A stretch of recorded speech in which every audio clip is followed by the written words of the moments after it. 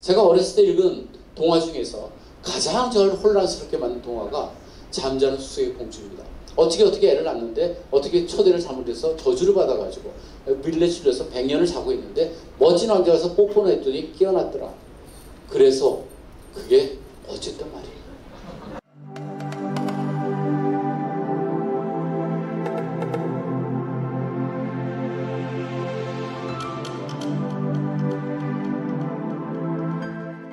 제가 오늘 강연할 내용은 첫 번째, 여러분에게 좀 생소할 수 있는데 저는 병원을 설계하는 건축가입니다. 질병과 건축에 관해서 얘기하는데요. 질병이라는 것은 우리 목숨과 관계된 겁니다. 근데 건축을 역사적으로 보게 되면 건축을 보면 질병이 보입니다. 그럼 여기 한의사 선생님께서 무슨 헛소리 하냐고 그럴 수 있겠지만 사람이 돈을 투자하는데 건축은 돈을 투자해야 됩니다. 돈을 투자하는 것을 보면 무슨 가치를 그 시대에 갖고 있는지를 알 수가 있습니다.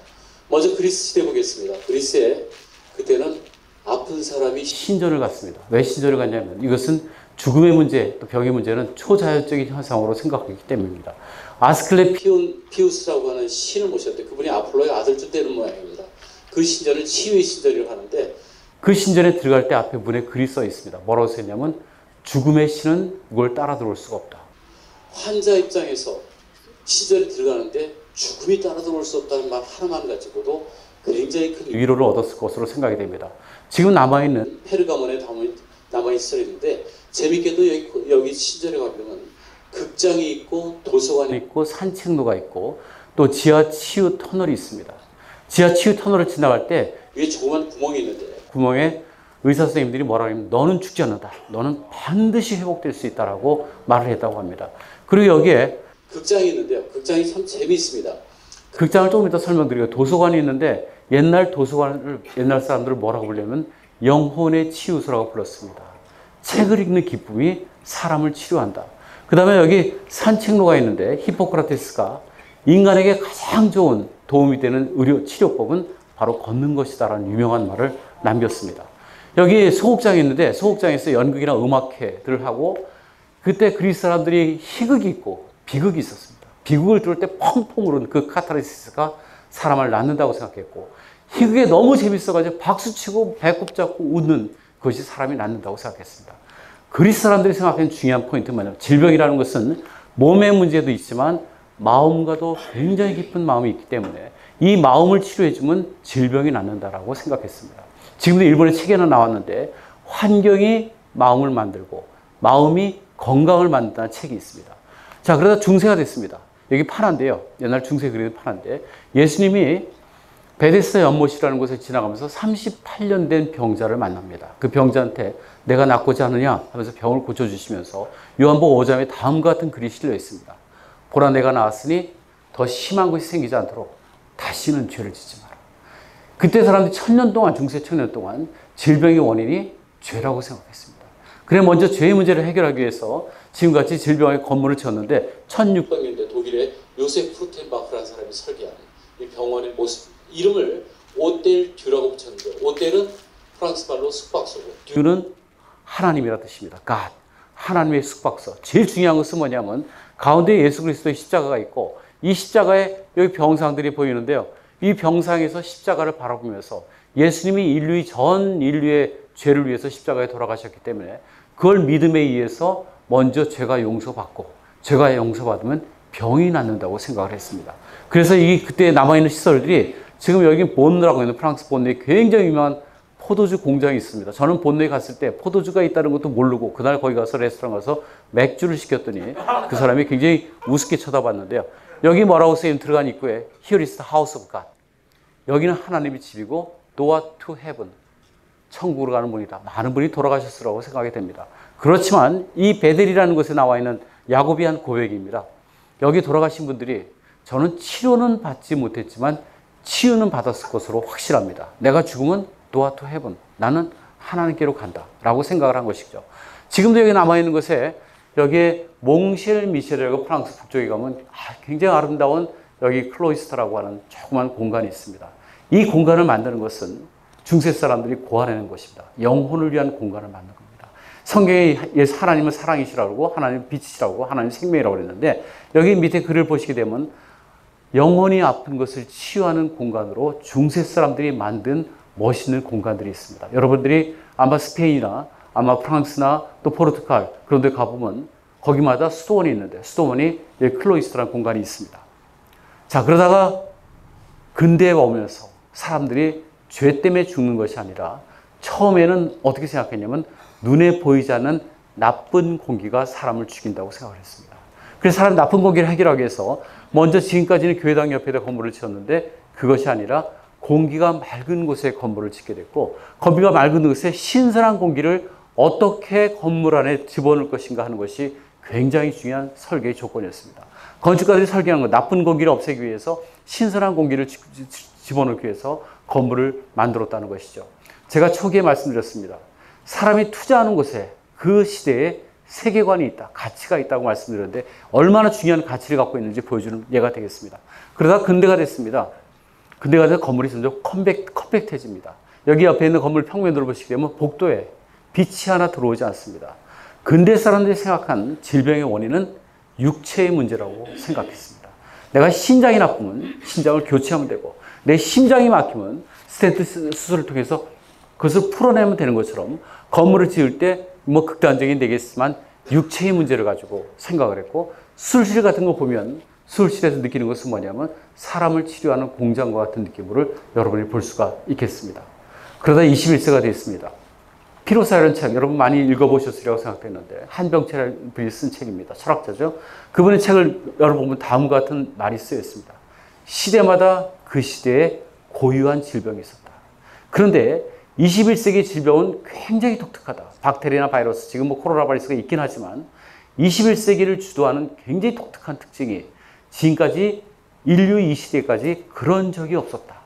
우울증, 주의력결핍증, 광행동장애 이런 것들이 21세기 초에 병리학적 상황을 지배하고 있다라고 얘기를 합니다. 지금까지 과거의 질병 원인은 박테리아나 바이러스가 외부에 침투해서 질병을 일으켰는데 오늘날의 질병 원인은 바로 내가 질병 원인입니다. 나. 그래서 여기서 치료란 말과 치유란 말이 있는데 치료라는 것은 내가 아팠을 때 약을 먹거나 주사를 맞거나 하는 건 치료라면 치유는 본인이 그것을 어떤 극복해내는 본인이 갖고 있는 면역력 갖고 극복해내는 것을 치유라고 얘기를 합니다. 우울증은 자기 자신과의 전쟁을 벌이고 있는 것이다. 여기 조선일보에 다음 같은 신문에 기사가 났습니다.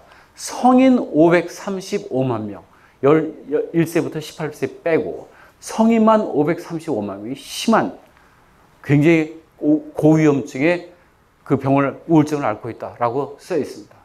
여러분, 근대는 주체의 시대입니다.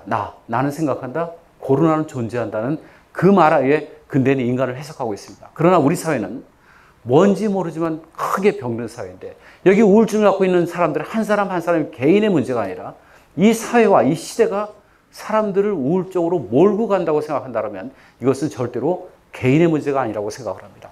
근대는 주체의 시대, 주체가 병이 들어있고 성과사회 과잉활동이랬는데 우리가 너무 많은 성과, 너무 많은 과잉활동으로 지쳐있다라고 한병철 씨는 얘기를 하고 있습니다. 자, 정신병을 앓고 있는 사람, 대표적으로 앓고 있는 에드바르 뭉크가 있습니다. 이 뭉크가 그린 그림을 보게 되면 병든 아이, 어머니가 5살 때 돌아가시고 13살에 누나가 죽었는데 여기 하면 누나가 아닌가 생각이 됩니다. 옆에 슬퍼하는 사람, 그리고 병실에서의 죽음, 여기 얼굴 보게 되면 희망 없는 모습. 에드바르 뭉크는 다음과 같은 글을 썼습니다.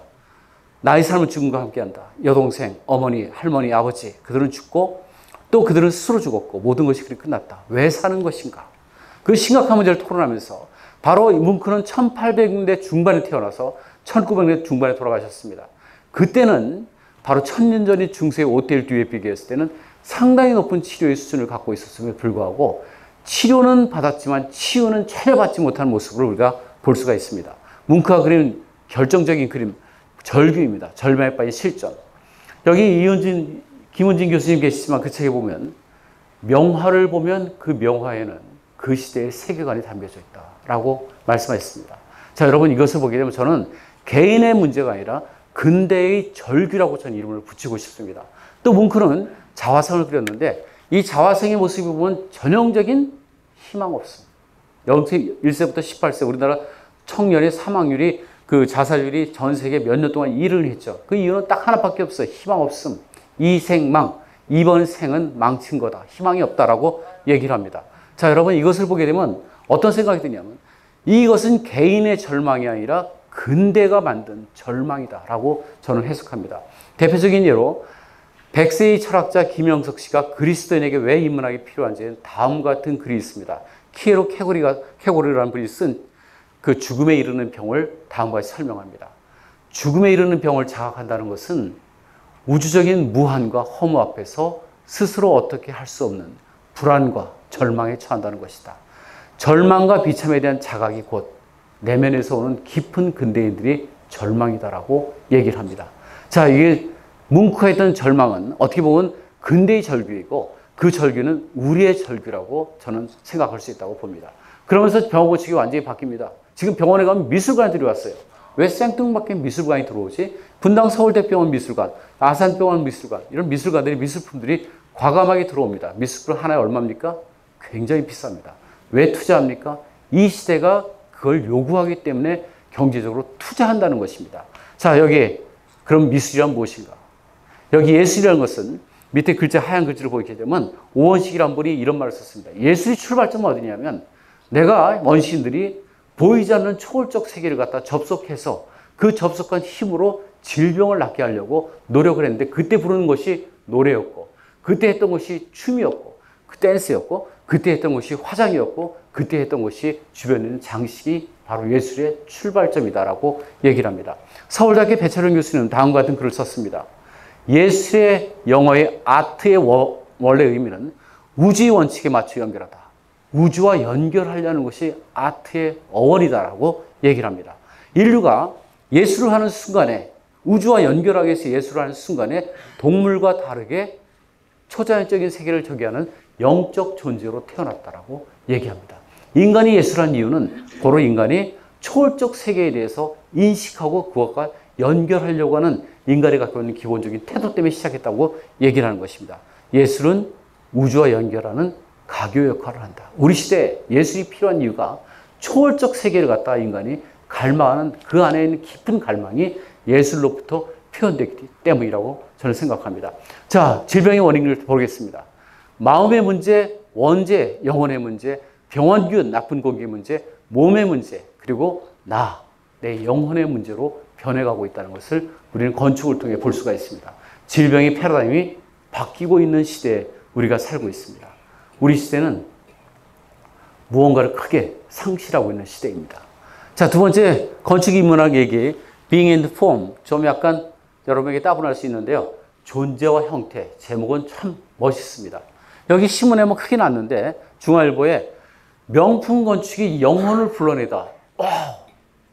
얼마나 건축 설계를 잘했으면 명품 건축이 영혼을 불러낼까? 제가 너무 놀라가지고 이 기사를 보니까 독일의 한스 샤론과 미국의 루이스 카이라는 건축가를 소개하면서 여기 베를린 피라모니 건물을 소개합니다.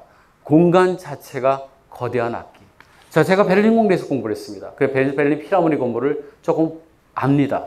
베를린 피라모니 건물을 설계한 사람은 한스 샤론이라는 건축가가 설계했는데 이 건축가가 베를린 피라모니를 설계하면서 질문을 던졌습니다.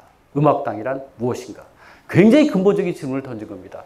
그가 말하는 음악당을 제가 찍은 사진으로 표현한다면 음악은 항상 가운데 연주하는 사람이 있고 연주를 듣는 사람이 있습니다. 근데 자전거 타는 아저씨가 음악을 잘 못 듣습니다. 왜냐하면 거리와 소음 때문에 소리를 잘 못 듣는데 그때 귀에다 손을 대면 우리가 쉽게 들을 수가 있습니다. 여기 있는 사람들을 위해서 한 사람 한 사람을 위해서 우리가 큰 귀를 만들어 줄 수 있고 이렇게 만드는 과정이 지금 모델로서 귀를 만들고 있는 과정이고 그 귀를 만드는 과정으로 만들어진 것이 베를린 피라모니 건물입니다. 건축가는 뭐라고 생각했어요? 음악당이란 사람의 신체 기관인 귀를 연장시킨 것이 음악당이다라고 정의를 했습니다. 그래 여러분 이해를 합니다. 공간 자체가 거대한 악기라는 것이 무슨 말인지 이해를 하는데 그러나 첫 번째 그 기사의 제목 죄송합니다. 명품 건축 영혼을 불러내다. 여러분 혹시 영혼이 혹시 불러냈습니까? 최근에 찍은 어떤 뮤직비디오에서 나와 있는 베르모니 모습인데 정말 멋진 공간입니다. 근데 여기서 제가 영혼이라는 단어에 질문을 던졌어요. 우리 한국 사람들이 쓰는 영혼이 너무 많은 뜻을 갖고 있습니다. 영혼 없는 말이다. 또 나는 자유로운 영혼이다. 등등 말하고 있는데 우리가 쓰는 영혼에 영자를 간주하면 영혼의 영자를 간주하면 우주와 연결하려고 하는 인간이 초월적 세계와 연결하려고 하는 독특한 인간만이 갖고 있는 그런 존재성을 얘기합니다. 근데 영혼의 혼을 강조하면 soul이라는 단어로 번역했는데 존재의 핵심. 그것이 갖고 있는 존재의 핵심이 뭐냐를 얘기할 때 혼자로 강조하면 영혼이 됩니다. 그런데 여기서 음악당이란 무엇인가 쓴 명품 건축 영혼을 불러내다는 말 뜻은 음악당의 존재의 핵심이 뭐냐는 질문으로 해석될 수 있습니다. 여기는 영을 강조한 것과는 좀 거리가 떨어져 있는 것으로 보이죠. 여기 루이스 카이라고 건축가는 어떤 국회의상을 치면서 국회의상이 되고 싶어 하는 것이 무엇이냐, 존재의 핵심을 질문을 던졌습니다. 비슷한 질문입니다. 그 사람은 그것이 원이라고 얘기했습니다. 왜냐하면 국민이 뽑은 대표들이 둘러 앉아서 서로 토론하는 것이 국회의상이기 때문에 원의 모습을 가져야 된다고 생각한 것입니다. 여기 독일의 균터 베니시라는 분이 설계한 본의 국회의상의 설계 모습입니다. 원으로 되어 있고 서로 마주보면서 토론할 수 있도록 건물이 만들어져 있습니다. 근데 제가 여기서 잠깐, 그렇다면 우리나라 국회의상은 어떻게 생겼지? 우리나라 국회의상은 하필이면 반원으로 되어 있어요. 그래서 제가 어디 강연에 가서 선생님들한테 왜 우리나라 국회의상은 반원일까요? 그랬더니 저희 이수실 선생님 여기 계시지만 그쪽에 앉아서 선생님이 손을 딱 들더니 네, 우리나라는 분단국가이기 때문에 그렇습니다. 근데 제가 여기 모든 사람이 누구를 바라봅니까? 여기 있는 사람을 바라봅니다. 우리나라 건축가가 국회의상을 왜 반원으로 졌을까? 굉장히 궁금했어요. 근데 제 생각으로는, 이건 추정입니다. 제 생각으로는 국회의상을 짓기 전에 뭘 했을까? 미국으로 벤치마킹 하러 갔을 것이다. 미국에 벤치마킹 하러 갔더니 미국의 국회의상이 반원이다. 아하, 국회의상은 반원으로 짓는 건가 보다. 뭘가 빠졌죠? 우리는 왜 국회의상을 짓는지 인문학적인 질문이 빠져 있습니다. 자, 여러분, 여기 두 개의 국회의상을 비교했는데요.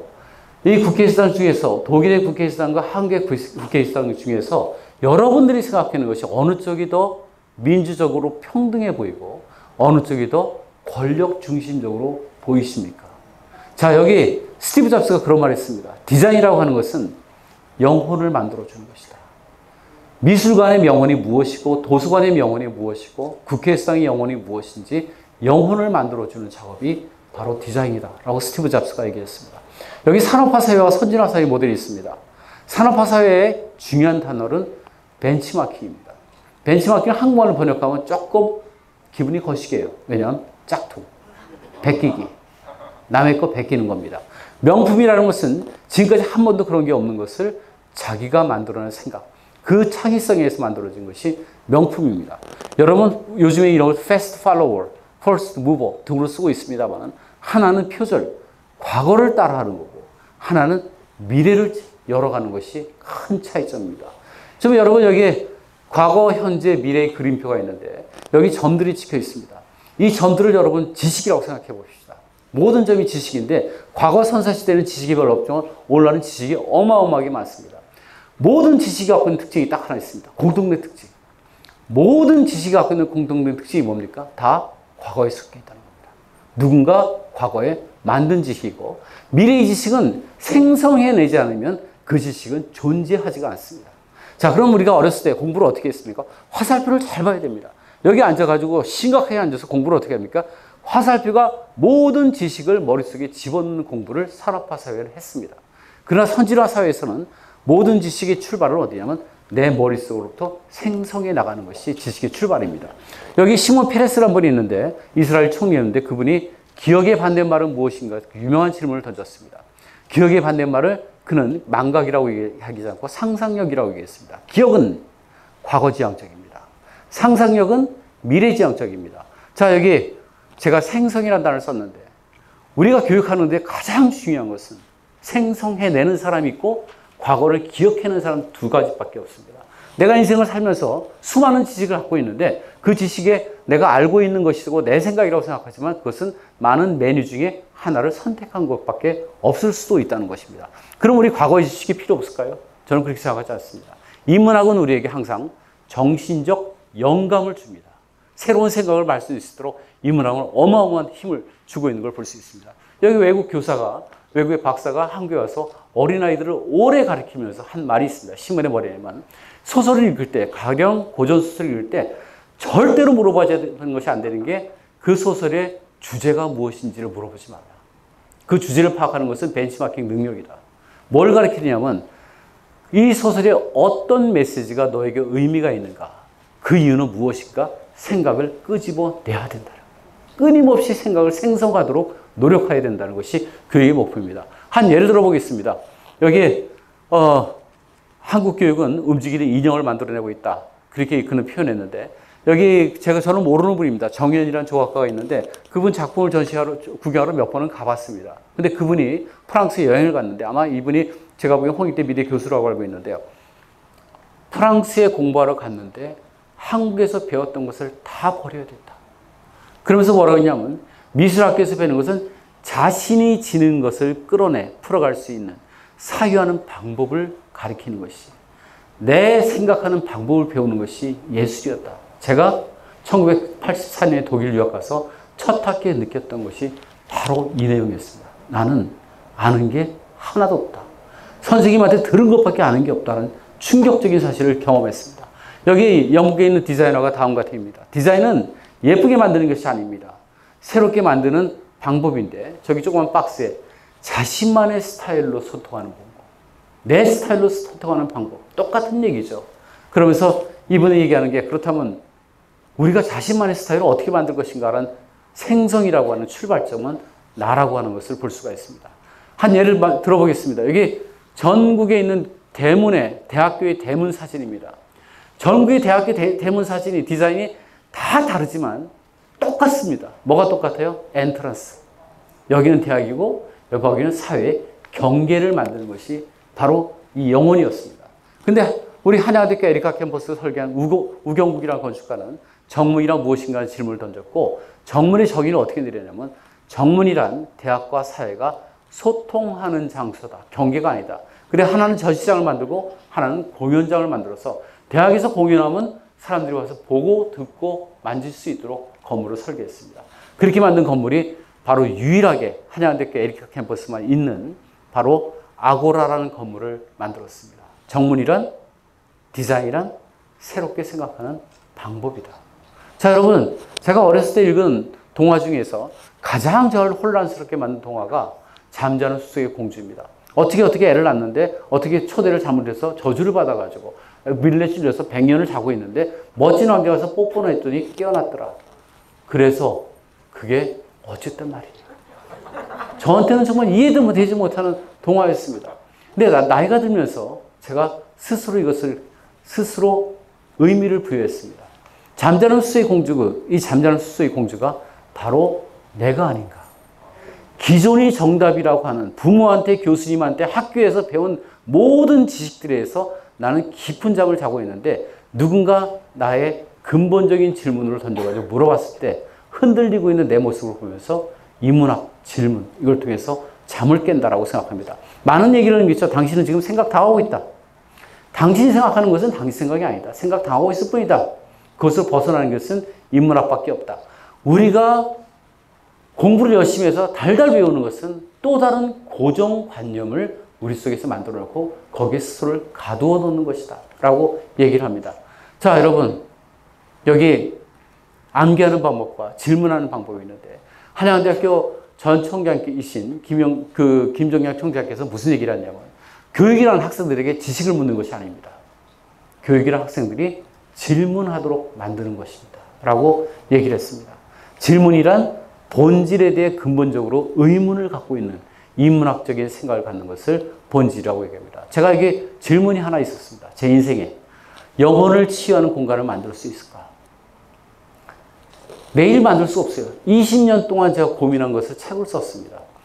그 책은 나의 스타일로 하는 것이고 내 질문으로부터 시작을 했습니다.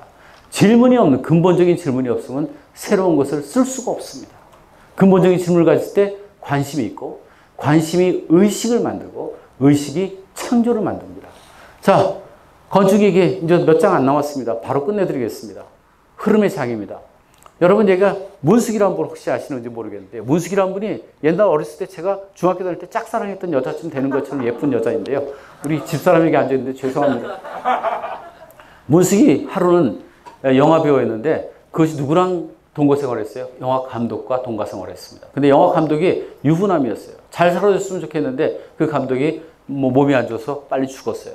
그러니까 문숙이 갈 데가 없는 사람이 되고 그 시대만 해도 1970년대 굉장히 많은 비난을 받아서 미국으로 갔고 미국에서 사치스럽고 어떻게 보면 의미 없는 삶을 살다가 어느 날 갑자기 이런 모습으로 짠 나타나서 중앙일보 인터뷰를 한 겁니다. 뭐라고 그랬습니까? 나는 매일매일 나를 떠나보내는 작업을 합니다. 좋은 것도 떠나보내고 나쁜 것도 떠나보냅니다. 그 중에 좋은 것을 떠나보내는 것이 더 힘들었습니다. 이 거대한 우주는 에너지 그 자체인데 다 버리면 그 우주와 만나게 되고 나와 우주의 에너지가 하나가 됩니다. 그때 세상과 사람을 있는 그대로 보는 에너지가 생기고 그렇게 보니 내 삶이 아름답다는 것을 발견했습니다. 라고 썼습니다. 뭐가 생각나요? 생각나는 게 딱 하나 있어요. 심청전이 생각납니다. 심청전이 어떤 이유로 팔려와서 떨어져 내리는데 심청이 떨어지면서 그 순간에 뭐였어요? 다 버린 겁니다.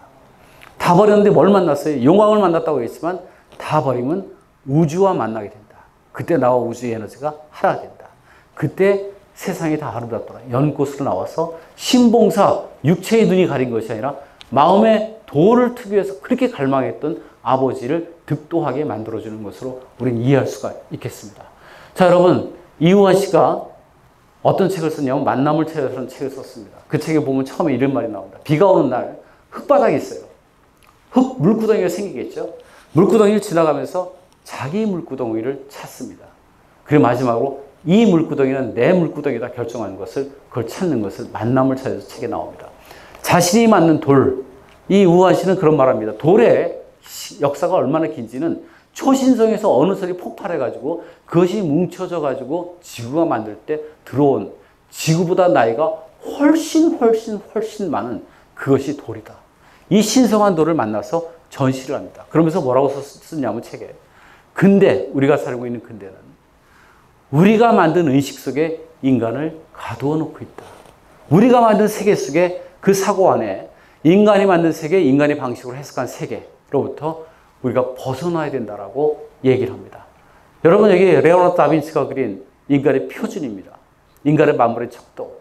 그리고 인간은 뭐라고 그러냐면 나는 생각한다, 고르나는 존재한다. 그 틀 안에 인간을 가두어 버렸습니다.